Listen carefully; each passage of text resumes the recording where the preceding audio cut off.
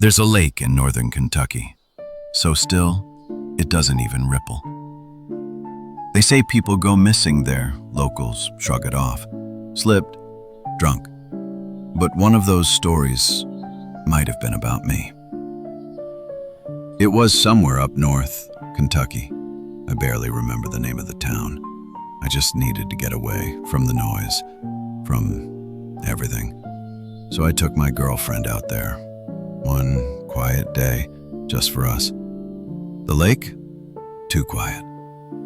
No birds, no breeze, just stillness, like the water was holding its breath. I liked it. You could hear everything. Drops of water, grass brushing in the wind. Things you don't usually hear. She was casting a line from an old wooden dock. I was next to the cooler pulling out a beer. "Can you hand me some water?" she asked. I think I drank mine. I turned to grab a bottle and it slipped. It rolled, then dropped into the lake with a soft splash. Damn! I kicked off my shoes, knelt down by the edge, reached in. The water was warm, too warm. Soft, like it didn't want to let go. Then I felt it. Something brushed my hand. Slimy, smooth. I thought maybe it was lake grass or some fish. I grabbed the bottle, brought it up, and paused. There was something on it. Thin, string-like, moving, not crawling, bending. From the middle. I flicked it off, wiped the bottle, took a drink. Nothing happened. Not then. That night, she was asleep in the tent. I stayed up outside, just me, the stars, and this weird thirst. My mouth felt dry, too dry, tongue like sandpaper. Then, the nausea. I stood up to head for the bathroom, and my knees buckled. My legs felt like they weren't mine anymore. That was when it started. Something under the skin, not sharp, not painful, just moving. A ripple under my thigh, then up my ribs like something was swimming just beneath the surface. I pulled up my shirt. Nothing, but I felt it. Wriggling, sliding. It scratched, then scratched harder until I bled. And that's when I saw it. My skin. It wasn't just red, it was bulging, stretching. And then it smiled. The next morning I felt it the moment I woke up. A thirst, deep, strange, constant. I drank water, a lot, but my tongue still felt dry and my throat scraped every time I swallowed.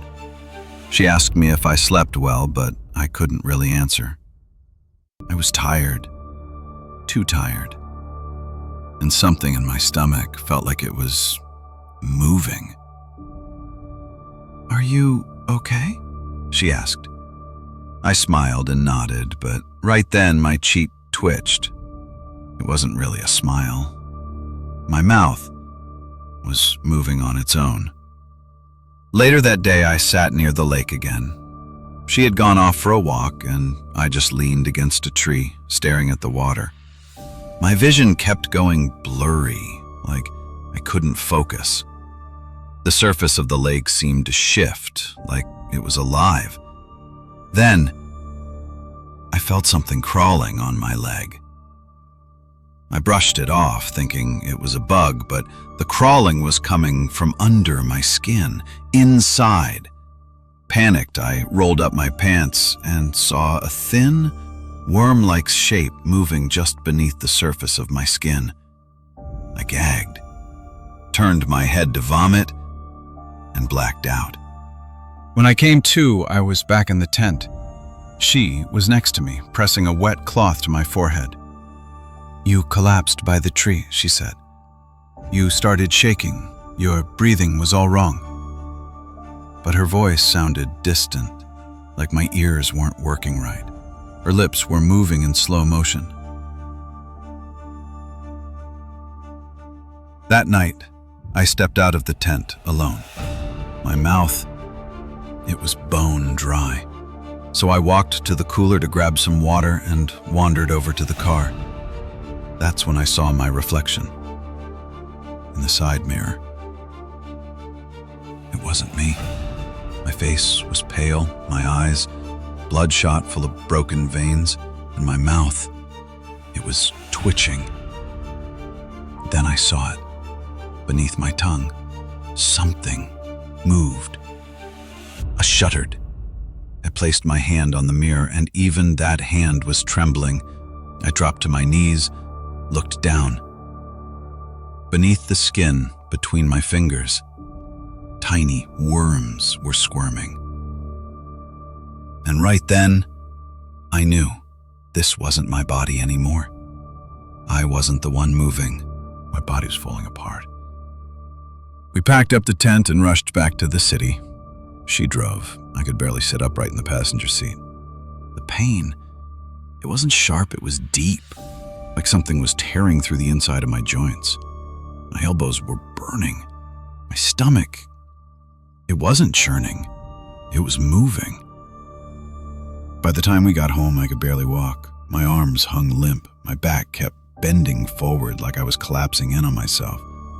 She helped me into bed, brought me water, wiped my forehead with a cold towel. "Should we go to the hospital?"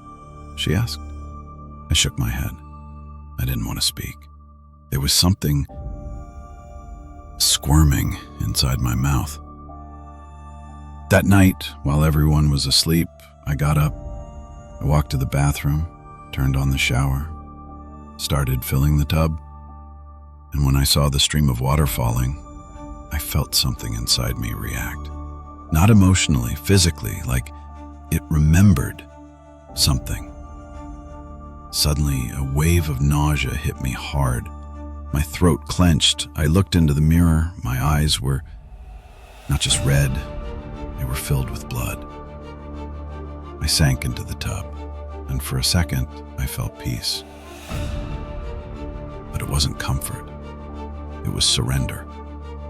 My body began to loosen, not in a relaxing way, but like my bones were disappearing. My spine curled inward, my arms folded at unnatural angles, my back arched like something inside was pulling the strings. And the worst part, it didn't hurt. That's when I knew. This wasn't human anymore.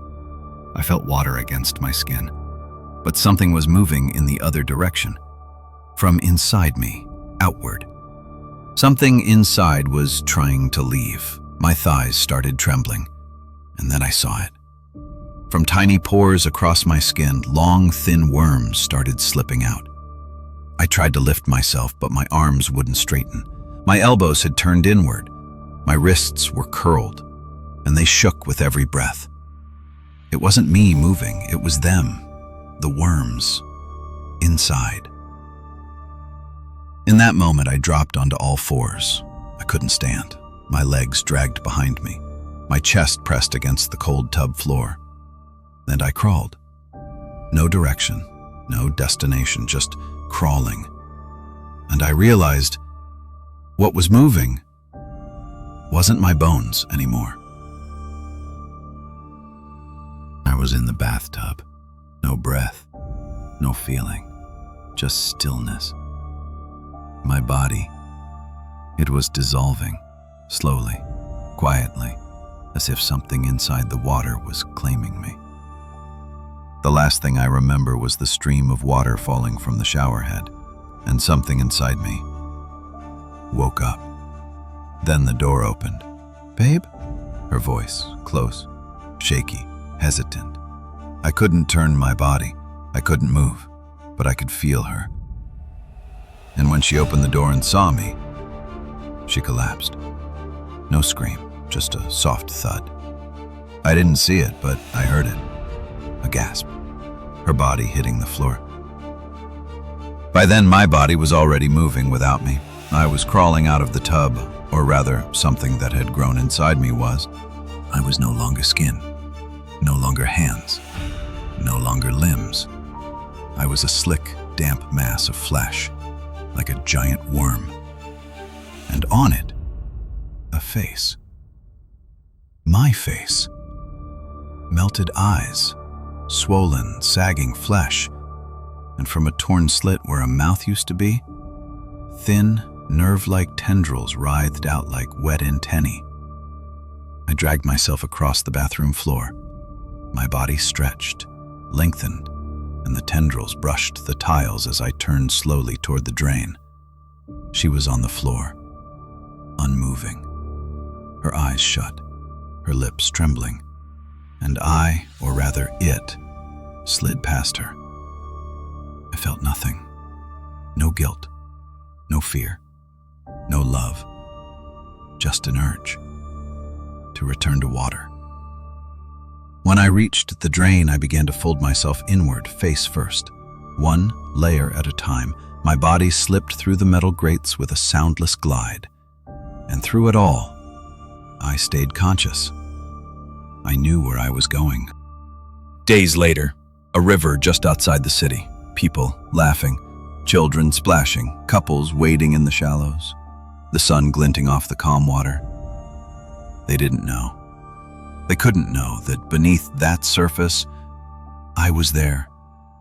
I was crawling along the riverbed, no longer human, but still me. Dozens of tendrils extended from my form, sliding through the water, reaching out toward the moving shapes above. The motion was smooth.